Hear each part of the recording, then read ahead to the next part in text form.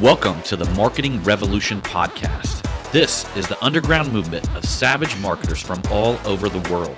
We are not Fortune 500 companies. We are real entrepreneurs with real businesses that have one major thing in mind: to set goals and devour them daily. Because we understand that everyone wants to eat, but only savage marketers are willing to do the hunt.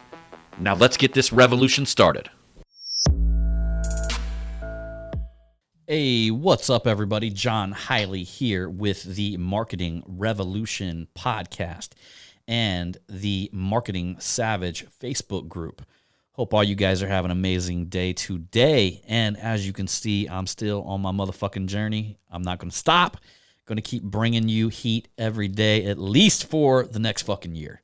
So that being said, guys, one of the things that I want to talk about today, this will be a quick episode, but I want to pack it with a lot of value. And one of the things I want to talk about is the three lenses that I look at every task. In fact, there's four, but I'm going to talk about the three, okay? So whenever, a lot of you guys know, I've talked about this in previous podcasts. I've talked about, like, literally, I've got a fucking system mindset. Like, and it wasn't always like this, but anything that I do now, I look at through, have I systemized it? Have I created a system?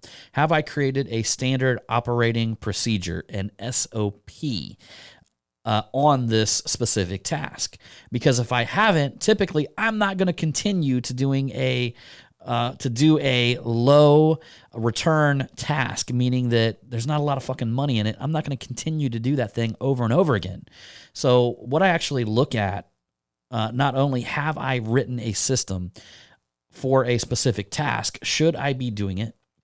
I look at through the lens of something that I call eliminate, automate, delegate, okay? So I look at every task through, should I eliminate it? Should it even be here? Because as an entrepreneur, a lot of people think that we want to continue complicating our business. But what I actually look at in business, and when it comes to my standard operating procedure, is how can I actually uncomplicate it? Like, I'm always trying to uncomplicate the business model, because the more complicated and the more wheels that are turning, the more cogs that are turning, the more problems that arise, and the more complicated we actually have to write or create an SOP.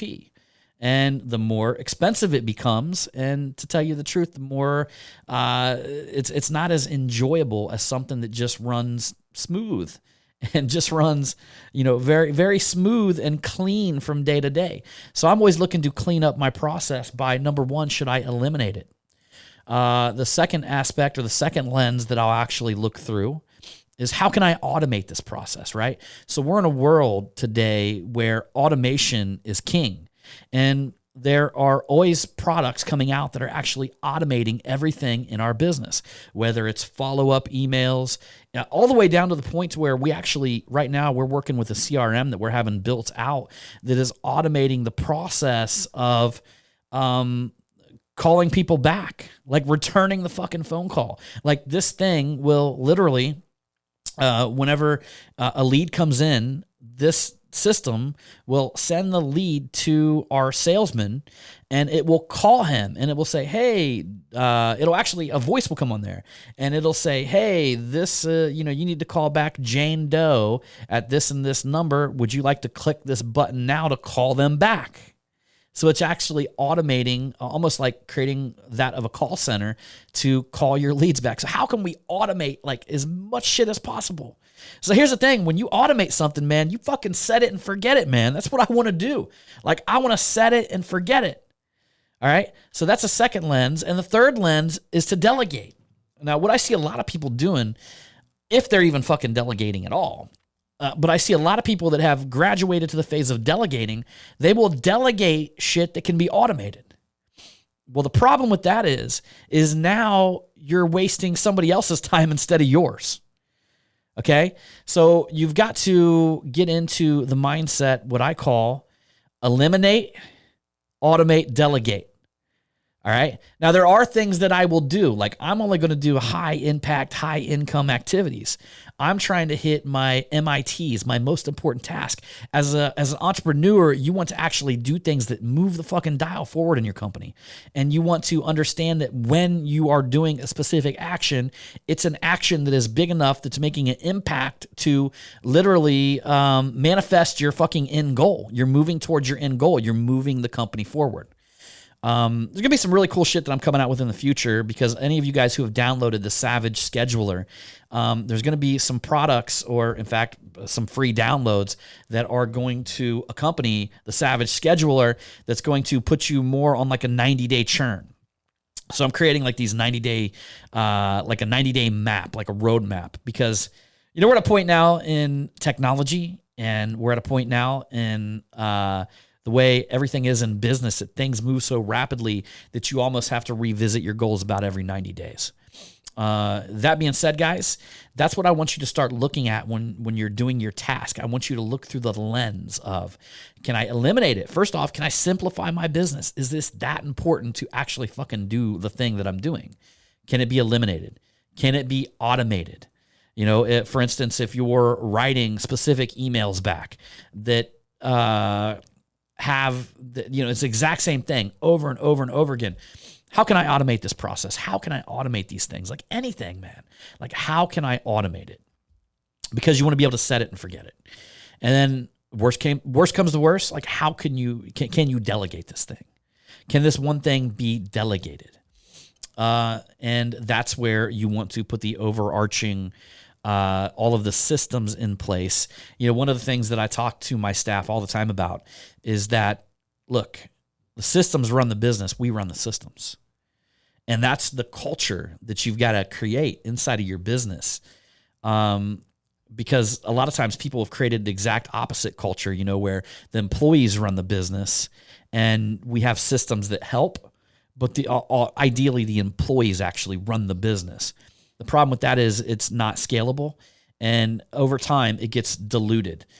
From one employee to the next, it gets diluted to where, one day, I mean, could you just imagine this? Could you imagine if Chick-fil-A let the manager create the recipe for their chicken?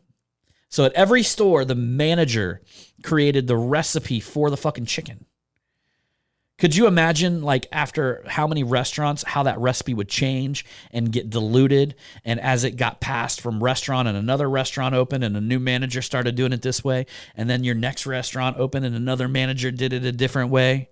And by the time you have grown that brand, the chicken wouldn't even fucking taste the same.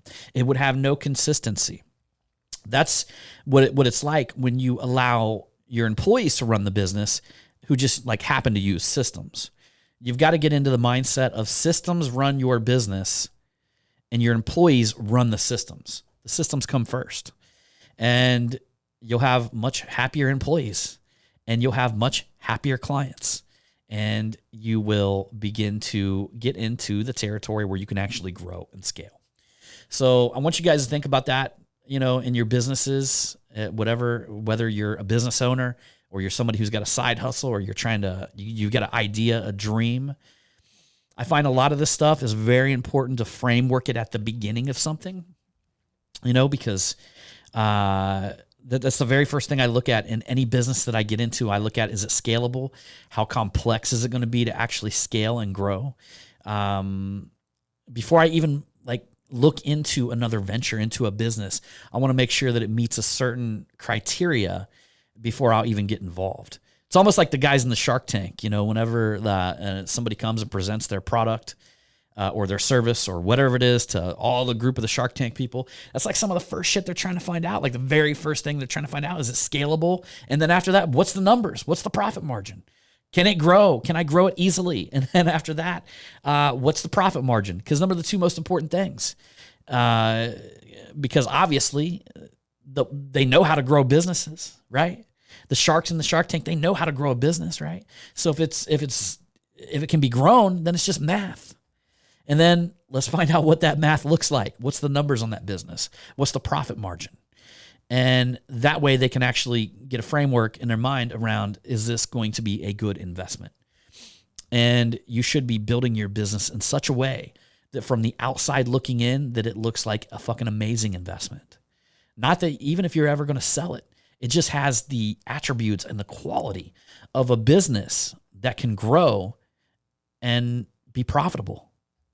So that being said, guys, appreciate you on this